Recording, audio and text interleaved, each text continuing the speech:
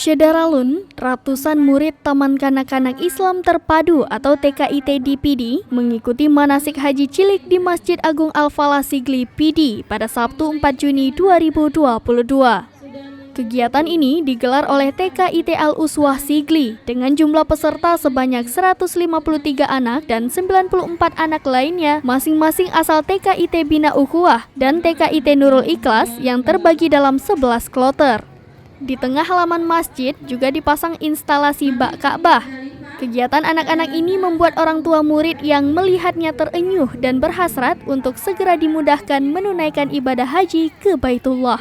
Kepala TKIT Al-Uswah Sigli, Syarifah Jamilah mengatakan, kegiatan ini merupakan agenda rutin tahunan dan sudah diadakan selama 12 tahun, kecuali 2 tahun terakhir karena pandemi COVID-19.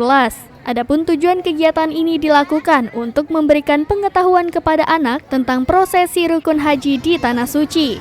Anak-anak tampak antusias menjalani kegiatan seperti tawaf, sa'i, melontar jumrah hingga bermalam di Padang Arafah. Dari Sigli, Nurni Hayati, Serambi On TV.